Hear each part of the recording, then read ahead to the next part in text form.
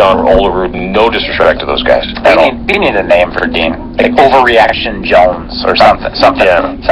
You wanted Gibbons out the door a month ago, and now he's the best. And I said now you asked Tony the La Russa. question. No, I didn't say he's Tony La Russa. I didn't say anything about this guy right now. But I can say what a great job he's done recently. Or his players have.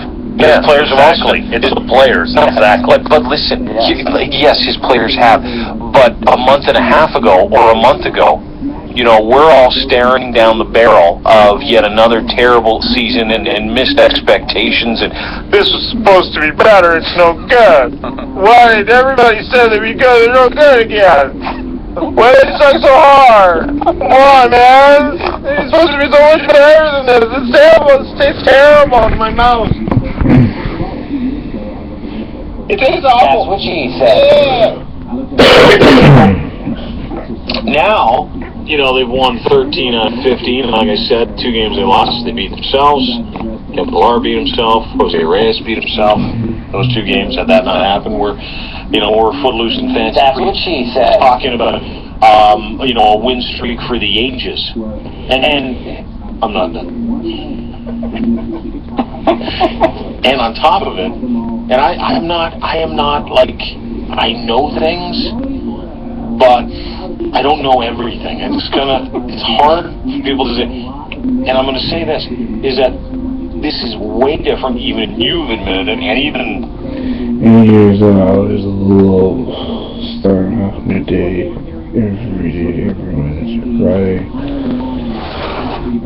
Listen to Specified fan.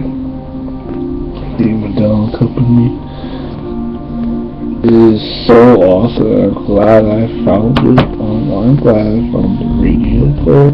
So every day, every Wednesday, Friday, my new, just a little pick me up, a little. Listen to Sports Fan, do Medell Company. Negative Nancy over there is very different than it was in 13 and 14. And awesome. Now the Jays have a chance. Can you get different perspective? Because this offense just doesn't stop. Like, this isn't a fluke. This isn't a month that's on track. This is our offense. This is what we get. We get 8 runs a game. Radio sources and TV shows. Because on TV show right now, you won't now we're talking about Alex Anthopoulos standing up, pumping out his chest, saying, "I told you so," because Brett Laurie shouldn't have been here in the first place, and look what we got. He didn't want to trade Brett Laurie. And yeah, he did. And he signed, he did. That's why he did. And he signed, well, if you didn't want to trade him, he wouldn't have been traded, right? He had to eventually throw him in to get Donaldson to complete the deal, but he wasn't a part of the deal originally. Yeah, but now he's gone. If I were him, I'd be going like this. Brett Laurie. No, I bet you there's some ladies who, if I were him, I'd be going like this. I told you so. I told you the Donaldson thing was the best. That's what I would do. But now it's time to do something. Now it's time to just... Well, last year, do something crazy. How many days? Now it's time to Babcock the thing. How many days was this team in first place, and people are like, "Oh, this is done. It's all going to come crashing down." Enjoy the ride right now, when this team is making people believe. Enjoy the ride, and you know what? If you enjoy the ride before you start saying, "Here's what's going to happen," I already know what's going to happen, but don't worry about it. If you enjoy the ride, I guarantee you something will happen. Guarantee. If the Jays, like, and I say this before, why don't you just Babcock it? You got money.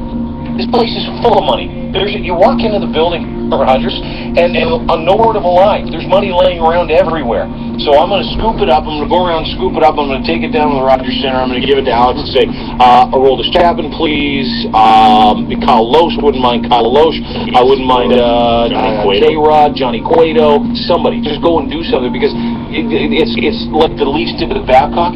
Just do the right thing. Just do it. Go and do it right, and do it right now. It's not just money, right? If you're doing a big deal like that, right, it's all your top prospects as well. And that's okay.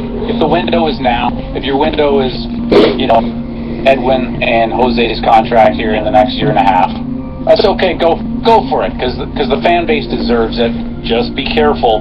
Well, of course. On Monday night, what can happen? Yeah, but I agree with you. The Dickey trade, you lost the trade, but you had to make the deal. Is my point. Yep. It was a bad deal.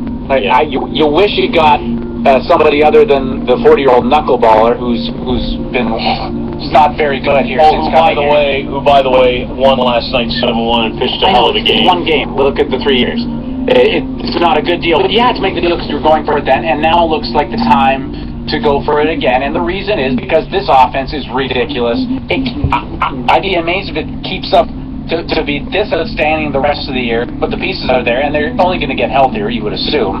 And the defense is better than we've seen in the last few years, right? You got the leadership of Martin and Donaldson, so the team does feel different. And the pitching staff slowly has become better, the rotation and the bullpen. That said, you definitely have to add to that part of the team. And it's not like last year.